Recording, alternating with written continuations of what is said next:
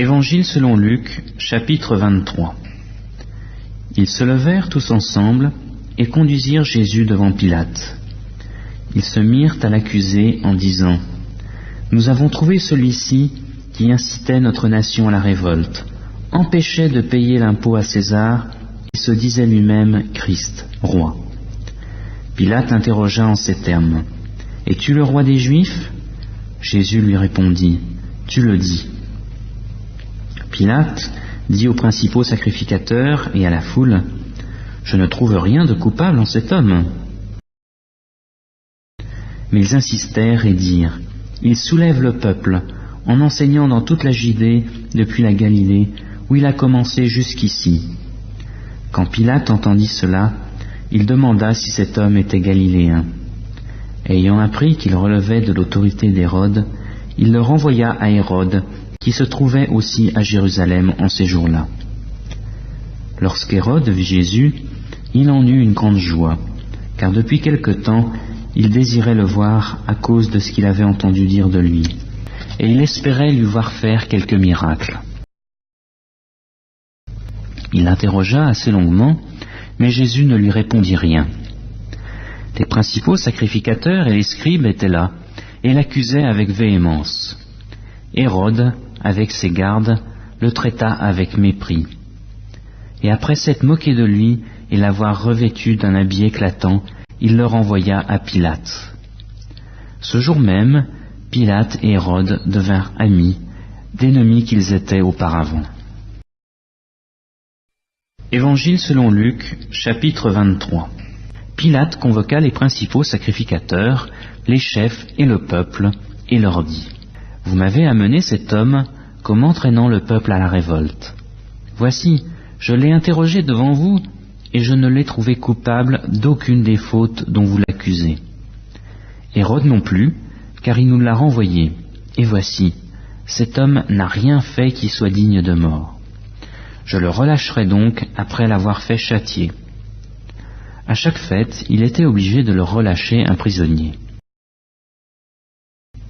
Ils s'écrièrent tous ensemble : « Fais mourir celui-ci et relâche-nous Barabbas !» Ce dernier avait été mis en prison pour une émeute qui avait eu lieu dans la ville et pour un meurtre. Pilate leur adressa de nouveau la parole avec l'intention de relâcher Jésus. Mais ils criaient : « Crucifie-le, crucifie-le !»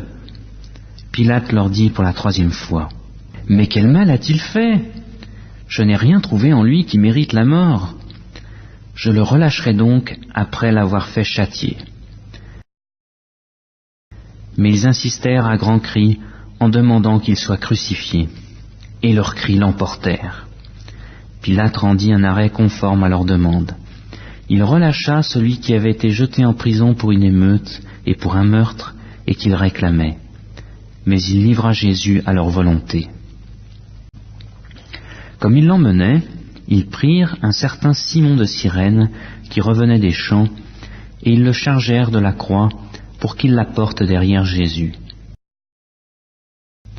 Une grande multitude de peuple et de femmes le suivaient. Celles-ci se frappaient la poitrine et se lamentaient sur lui. Jésus se tourna vers elles et dit : « Filles de Jérusalem, ne pleurez pas sur moi, mais pleurez sur vous et sur vos enfants. Car voici, des jours viendront où on dira : heureuses les stériles, heureuses celles qui n'ont pas enfanté et qui n'ont pas allaité. Alors on se mettra à dire aux montagnes : tombez sur nous, et aux collines : couvrez-nous. Car si l'on fait cela au bois vert, qu'arrivera-t-il au bois sec ? » On conduisait en même temps 2 malfaiteurs qu'on allait faire mourir avec Jésus. Lorsqu'ils furent arrivés au lieu appelé le Crâne, ils le crucifièrent là, ainsi que les 2 malfaiteurs, l'un à droite, l'autre à gauche. Jésus dit : « Père, pardonne-leur, car ils ne savent pas ce qu'ils font. » Ils se partagèrent ses vêtements en tirant au sort. Le peuple se tenait là et regardait.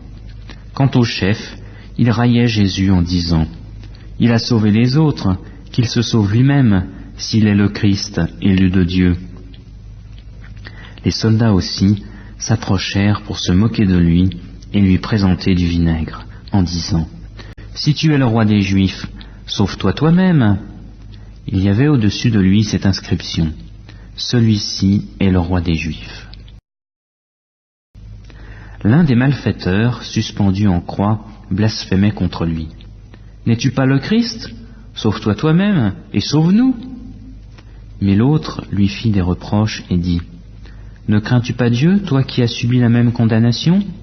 Pour nous, c'est justice, car nous recevons ce qu'ont mérité nos actes, mais celui-ci n'a rien fait de mal. » Et il dit « Jésus, souviens-toi de moi quand tu viendras dans ton règne. » Jésus lui répondit « En vérité, je te le dis, aujourd'hui tu seras avec moi dans le paradis. »